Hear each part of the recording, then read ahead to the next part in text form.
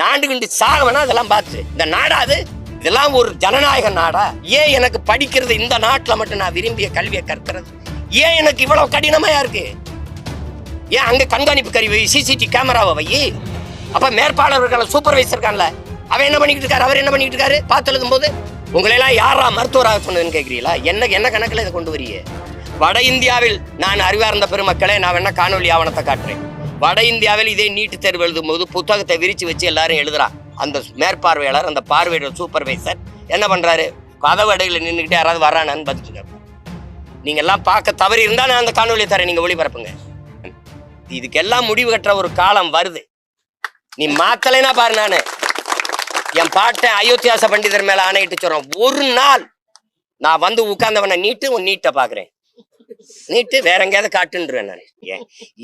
ஏன் கட்சி, ஏன் அரசியல், இவங்க 2 பேருக்கு இல்லை, இவங்க 2 பேருக்கு தான். விளங்குதா? புரியுதா உங்களுக்கு? அதனால அதை விட்டுருங்க. அது என் தம்பியுடைய விருப்பம், அவர் செய்யறாரு. அதனால அதை போய் நான் கருத்து சொல்ல தயாரா. இதுக்கு முன்னாடி நல்ல கேள்வி, எல்லாருக்கும் சொல்ல வேண்டிய கேள்வி, ஒரு வலி தோய்ந்த ஒரு கேள்வியை கேட்டீங்க, அறிவுபூர்வமான கேள்வி, மக்களுக்கு சொல்லணும். முதல்ல இதை ஒழிக்கணும். நீட்டு படிக்கிற, நீட் எழுதுற பிள்ளைக்கு மொத்தமாவே இது கொடுமை, அதை ஒழிக்கணும்னு சொன்னீங்க. இது ஒரு கேள்வி, இது என்னதுக்கு என்கிட்ட கேட்குறீங்க? அது என் தம்பிட்டு தான் கேட்கணும். நீங்க ஏங்க இப்படி பண்றீங்கன்னு கேட்கணும். இந்த நீட்டு தேர்வை நடத்துகிற நிறுவனம் எது? இந்த நாடு நடத்துதா? அமெரிக்காவில் இருக்கிற ப்ரோமெட்ரிக்குங்கிற ஒரு நிறுவனம், தனியார் நிறுவனம் நடத்துது. இந்த கேள்வியை நான் பலமுறை எழுப்பியிருக்கேன். உன் நாட்டின் மாணவனுக்கு தேர்வையே நடத்த முடியாத, அதுக்கு தகுதி இல்லைன்னு சொல்ற நீ, அது அமெரிக்காவில் இருக்கிற ஒரு தனியார் நிறுவனம் தான் உன் நாட்டின் தரமான மருத்துவ மாணவர்களை தேர்வு செஞ்சு தருவாங்கிற நிலைமை எவ்வளவு அவமானகரமானது என்பதை என் இன மக்கள், என் அன்பு சொந்தங்கள் ஆழ்ந்து சிந்திச்சு பார்க்கணும். இது எவ்வளவு கொடுமையானதுன்னு பாரு. அவன் யாரு? இந்திய நாட்டின் மருத்துவ மாணவர்களை, இந்த நாட்டுக்கு தரமான மருத்துவ மாணவர்களை தேர்வு செய்வதற்காக எனக்கு நேர்த்திக்கடனா? இது எங்க இல்ல எங்க குலதெய்வம் கோயில்ல வந்து எந்த கோயில்ல வந்து அவனுக்கு என்ன தேவை இருக்குது? என்ன தேர்வு இருக்குது? ஒரு மாணவனை தேர்வு செய்யற தேர்வை நடத்த முடியாது. நீ ஒரு நாட்டின் தலைவனை தேர்வு செய்யற தேர்தல் எப்படி சரியா நடத்துவ? எப்படி நடத்துவ? இதுல என்ன முறை? நீட்ல நான் தேர்ச்சி பெற்று வந்துடுறேன், எனக்கு பாடம் நடத்தக்கூடிய பேராசிரியர் பெருந்தகைகள் யார்? மருத்துவ பேராசிரியர்கள் யார்? பழைய மருத்துவர்கள் தான். அந்த பாடத்திட்டம் என்ன? பழைய பாடத்திட்ட முறைதான். அப்ப அதே பேராசிரியர் பெருமக்கள், அதே பாட முறை, எப்படி அப்புறம் மருத்துவம் மட்டும் இப்படி தரமா வந்துடும்? அதே தரம் தான். ஆனால் நீட்டு தேர்வு எழுதி வருவதாலேயே ஒரு தரமான மருத்துவன் வந்துருவான்னு நீங்க சொன்னா எவ்வளவு பெரிய வைத்துக்காரத்தனம்ங்கிறத சிந்திச்சு பார்க்கணும். இந்த தேர்வு முறையை கொண்டு வரும்போதே ஒடுக்கப்பட்ட கல்வி, பல ஆயிரம் ஆண்டுகளா, பல நூறாண்டுகளா மறுக்கப்பட்ட சிற்றூர்கள்ல நான் வசதி இருக்கு, தனி பயிற்சி வச்சு படிச்சுக்கிறேன், எனக்கு மின் விளக்கு இருக்குது, எனக்கு எல்லாம் இருக்குது. ஆனால் இது எதுவும் இல்லாத சிற்றூர்கள் இருக்கிற மாணவன், அவனுக்கு மருத்துவ கனவு வரக்கூடாதா? கிராமப்புறங்கள்ல வரக்கூடாது? கல்வி மறுக்கப்பட்ட சமூகங்கள் இருக்குது. இந்த தலைமுறையில தான் படிச்சவங்களா இருக்கு. நான்லாம் எங்க ஊர்ல 5வது பட்டதாரி. அதுக்கு முன்னாடி எவ்வளவு காலம் இருந்த கல்வி எவ்வளவு மறுக்கப்பட்டிருக்க சிற்றூர்களா நாங்க இருக்கோம். சிமிலி விளக்குல, மண்ணெண்ணெய் விளக்குல படிச்சவங்க. அப்ப எங்கள் நிலைமையெல்லாம் சரி. நீட்டை எழுதுறாங்க, இந்தியா முழுமைக்கு மாணவர்கள் நீட்டு தேர்வு எழுதுறாங்க. என் மாநிலத்தில் மட்டும் ஏன் இந்த கொடுமை நடக்குது? இந்தியாவில் எந்த மாநிலத்துல என் பிள்ளைகளுடைய துப்பட்டாவை எடுக்கிறான், பூநூலா இருக்கிறான், தலைமுடியை விரிச்சு விடுறான், முழுக்கை போட்ட சுடிதார்னா அரக்கையா வெட்டுறான், உள்ளாடையை எந்த மாநிலத்துல கலட்டுறான்? என் பிள்ளையோடைய உள்ளாடையை கலட்ட நீ யார்? எது கலட்டுற? அந்த தேர்வு நடத்துற ஆணையர், அந்த மேற்பார்வையில் கடத்துறான். காவல்துறைக்கு என்ன வேலை? மனச்சான்றோட இந்த நாட்டு மக்கள் இதை யோசிக்கணும். இதை நீட்டு வேணாங்கிறாரு, இப்படிலாம் பேசக்கூடாது. மூக்குத்தி தோடு எவ்வளவு பெருசு இருக்கும்? மூக்குத்தி அறிவார்ந்த மக்கள் செஞ்சு பாருங்க, இந்த மூக்குத்தி எவ்வளவு பெருசு. இந்த மூக்குத்திக்குள்ள பிட்ட கொண்டு போய் பார்த்தெழுதிட முடியும்னு நம்புதா அந்த சமூகம்? நம்புதா? ஏன் அங்க கண்காணிப்பு கருவி வை, சிசிடிவி கேமராவை வை. அப்ப மேற்பாளர்களை சூப்பர்வைசர் இருக்கான்ல, அவன் என்ன பண்ணிட்டு இருக்காரு, அவர் என்ன பண்ணிட்டு இருக்காரு பார்த்து எழுதும் போது பிடிக்க மாட்டாரா? இந்த தோடுக்குள்ளைய மூக்குத்திக்குள்ளைய நீ பிட்ட மறைச்சு கொண்டு எழுதிட முடியும்னு நம்ப சொல்றேன். ஆனால் இந்த ஓட்டு போடுற பெட்டி, இவ்வளவு பெரிய பெட்டிகளை ஒண்ணும் செய்ய முடியாதுன்னு என்ன நம்ப சொல்றேன். இது சரியா பதிவு நடக்குங்கிற இந்த மூக்குத்திக்குள்ள பிட்டு கொண்டு போய் எழுதிடுவான்னு என்னை நம்ப சொல்ற. அருணா கொடியா இருக்க சொல்ற, பூநூலா இருக்க சொல்ற, தாலியை கழட்ட சொல்ற. எல்லாம் ஒரு ஜனநாயக நாடா? ஏன் எனக்கு படிக்கிறது இந்த நாட்டுல மட்டும் நான் விரும்பிய கல்வியை கற்கிறது ஏன் எனக்கு இவ்வளவு கடினமா இருக்கு? ஏன் உலகத்தில் எந்த நாட்டிலே கல்வி ஏன் சுகமா இல்லாம சுமையா இருக்கு? ஏன் இவ்வளவு கொடுமையா இருக்கு? உங்களையெல்லாம் யாரா மருத்துவராக சொன்னதுன்னு கேட்குறீங்களா? என்ன என்ன கணக்கில் இதை கொண்டு வரீங்க? வட இந்தியாவில் நான் அறிவார்ந்த பெருமக்களே, நான் வேணா காணொலி ஆவணத்தை காட்டுறேன். வட இந்தியாவில் இதே நீட்டு தேர்வு எழுதும் போது புத்தகத்தை விரிச்சு வச்சு எல்லாரும் எழுதுறான். அந்த மேற்பார்வையாளர், அந்த பார்வையாளர், சூப்பர்வைசர் என்ன பண்றாரு? கதவு அடையில நின்றுக்கிட்டே யாராவது வரானான்னு பார்த்துட்டு இருக்காரு. நீங்க எல்லாம் பார்க்க தவறி இருந்தா நான் அந்த காணொலியை தரேன், நீங்க ஒளிபரப்புங்க. இத்தனை மாநிலங்கள் நடக்கும்போது ஏன் மாநிலத்துல மட்டும் ஏன் இந்த கொடுமை நடக்குது? தமிழ்நாட்டுல மட்டும் பிள்ளைகளை பொத்தானா இருக்கிறது. இந்த பொத்தானுக்களை பிட்டு கொண்டு வர முடியுமா? என்ன வேலை இது? காவல்துறை எதுக்கு அங்க வந்து கழட்டுது? மூக்குத்திய போட்டு தரன்ற, இது பண்ற, உள்ளாடைய கலட்டிடுற, வீட்டுக்கு போய் உடைய மாத்திக்கிட்டு வான்ற. இன்னைக்கு ஜவுளி கடையில நீட்டு தேர்வுக்கு ஏற்ப மேலாடை விற்கப்படும் போட்டிருக்கான். நாண்டு கண்டு சாகவனா அதெல்லாம் பார்த்து இந்த நாடா அது? நாடா கேட்ட நாங்க தான் எல்லா உரிமையும் பாதுகாத்து. என்ன இதை பாதுகாத்தீங்க நீங்க? என்ன உரிமையை பாதுகாத்த? இதெல்லாம் கலட்டிட்டு இதெல்லாம் அறுத்துட்டு என் பிள்ளைய விட அள வச்சு கண்ணீரோட உள்ள போய் தேர்வு எழுதுனா இது மாதிரி ஒரு மனித வதை கொடுமை ஏதாவது உண்டா? என்ன மனநிலையில் என் பிள்ளை போய் எழுதும்? படித்த பாடம் எப்படி நினைவில் வரும்? எப்படி வரும்? போன தடவை உள்ளாடைய கழட்டி விட்டு உட்காந்து கடைசி வரைக்கும் தேர்வு எழுத மூலையில் உட்காந்து அழுதுட்டு போச்சு. எப்படி அவ உயரமாச்சுக்கிறோம்? எப்படி இருப்பா? தான் மருத்துவம் படிப்பேன், நான் டாக்டரா வருவேன், என்னவாகிறான்னு ஆசிரியர் கேட்கிறான். இந்த நாட்டில் ஒரு சாபக்காடு ஒருத்தன் கூட நான் நல்ல அரசியல் தலைவனாகணும், நல்ல வேளாண் குடிமகன் ஆகணும் ஒருத்தனும் சொல்றது இல்லை. எல்லாம் டாக்டர் இன்ஜினியர் தான். ஆய் தொலை, டாக்டர் ஆகு. அப்படி கனவோட நான் மருத்துவராவேன்னு சொல்லி வந்த என் பிள்ளைகளுக்கு கடைசி அவன் கூட படித்த நண்பனை, சமூகத்தை, பெற்றோர்களை, உறவினர்களை எதிர்கொள்ள முடியாம தானே உயிரை மாய்த்துக்கிட்டு போகுது. பச்சை பிள்ளைகளை கொல்ற, குடிக்க வச்சு கொல்ற, படிக்க போற இடத்துலயும் தேர்வு விடாம கொல்ற. என்னதான் அது நாடுது? என்னதான் நாடுது? கொடுமை. பித்தான வெட்டிக்கிட்டு மூக்குத்திய போட்டு கலட்டிக்கிட்டு இருக்க. அறிவு யாராவது கேட்க மாட்டீங்களா? யாருமே கேட்க மாட்டீங்களா? எங்க இந்த மூக்குத்திகளை எப்படிங்க பிட்டு கொண்டு வர முடியும்? எப்படி கொண்டு போக முடியும்? தாலியில என்னங்க பிட்டு கொண்டு எப்படிங்க கொண்டு போய் பார்த்து எழுதிட முடியும்? குடிக்க வச்சும் தாலியா இருக்கிற, படிக்க வச்சு தேர்வுமும் தாலியா இருக்கிற. இது என்ன நாடுது? தேர்தல் வரும்போது பிள்ளைகள்லாம் கடைசி அரை மணி நேரம் உட்கார்ந்து மனதுக்குள்ள நினைவுபடுத்தி அமைதியான சூழ்நிலையில் போய் அந்த பிள்ளைய தேர்வு எழுதணும். வாசல்ல நிக்க வச்ச அந்த பிள்ளைகளை காட்சியை பாருங்க. உன் மகளோ என் தங்கச்சியோ உன் மகளோ உன் தங்கச்சியோ எழுதுனா உன் மனநிலை எப்படி இருக்குமான்னு பாரு. மறுபடியும் இவங்களுக்கு ஓட்ட போட்டு கேவலப்படுத்தி நாட்டை நாசம் பண்ணிட்டு கேள்வி வேற என்ன செய்யறதுன்னு தெரியாது. இதுக்கெல்லாம் முடிவு கட்டுற ஒரு காலம் வருது.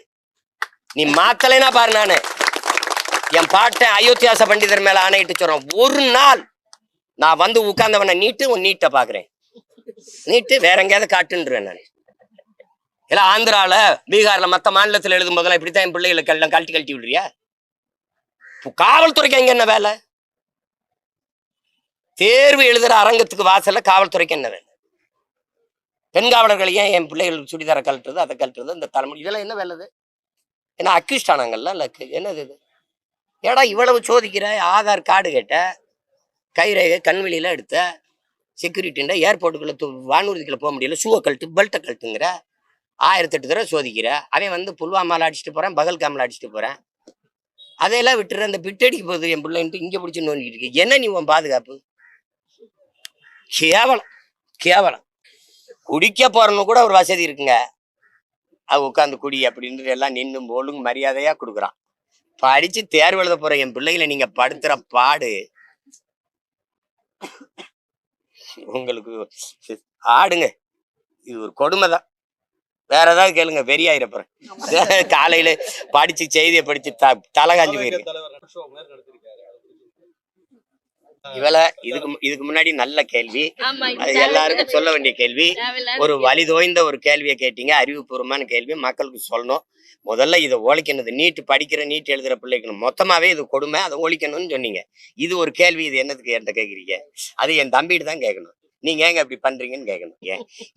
ஏன் கட்சி, ஏன் அரசியல், இவங்க 2 பேருக்கு இல்லை, இவங்க 2 பேருக்கு தான். விளங்குதா? புரியுதா உங்களுக்கு? அதனால அதை விட்டுருங்க. அது என் தம்பியுடைய விருப்பம், அவர் செய்யறாரு. அதனால அதை போய் நான் கருத்து சொல்ல தயாரா இல்லை. வேற ஏதாவது? தம்பி ரொம்ப வேதனை வந்துருச்சு, நான் சிரிச்சுட்டு அப்படி போயிடணும் தம்பி. இப்ப எனக்கு வந்து ரொம்ப வேதனையா இருக்கு, வலியா இருக்கு, சிரிச்சுட்டு போயிடுவோம் வாங்க. ஆனா இதை சரி செய்யணுங்கிற வெறி. இப்ப உங்களுக்கு ஒரு கோபம் வருது இல்ல, இந்த கோபத்தை தயவு செய்து இந்த கோப நெருப்பை அணைய விடாம இருங்க. இல்ல அதுதான் நீங்க நம்ம கல்வி முறையே கொஞ்சம் கல்வி முறையே நம்மகிட்ட தப்பா இருக்கு.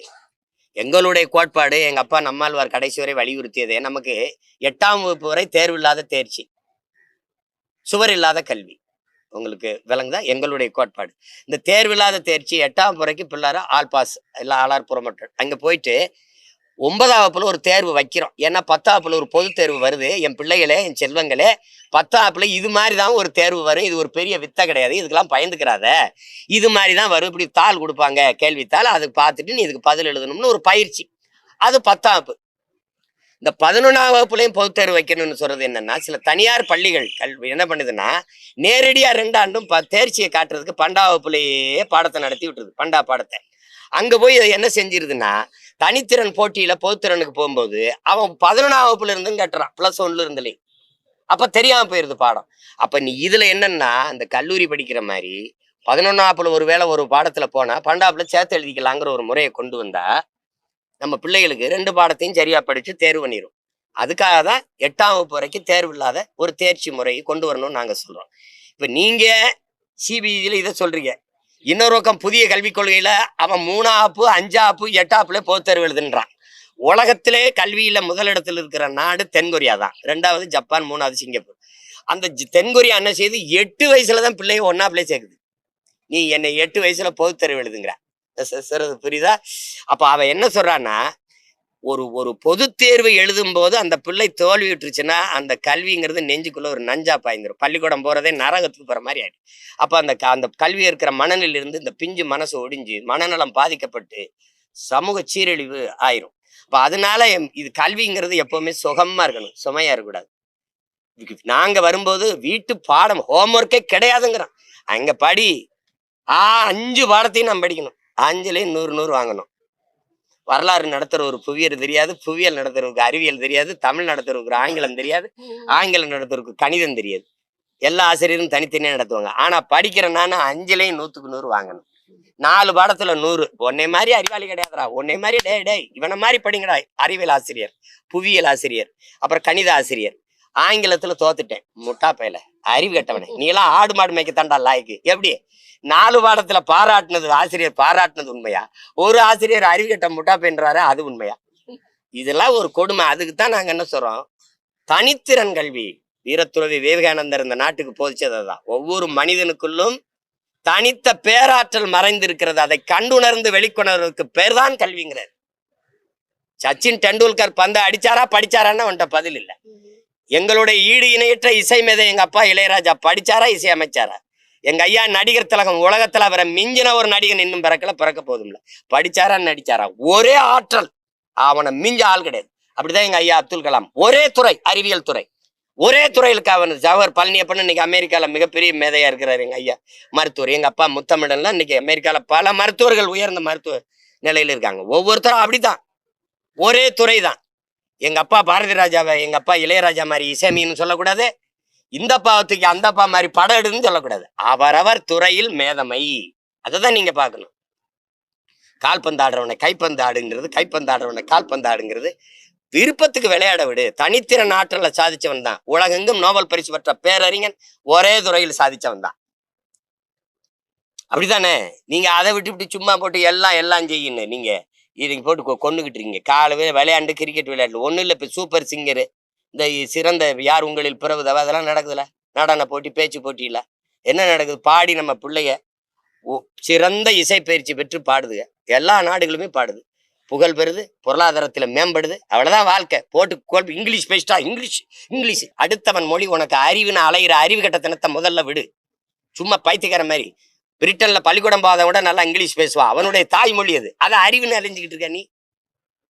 என்னத்தே ஒண்ணு. இது ஒரு கொடுமை. இந்த முறை ஒழிக்கணும்னு நினைக்கிறோம். அதுக்கு ஒரு காலம் வருது, விரைவில் வருது. வேற ஏதாவது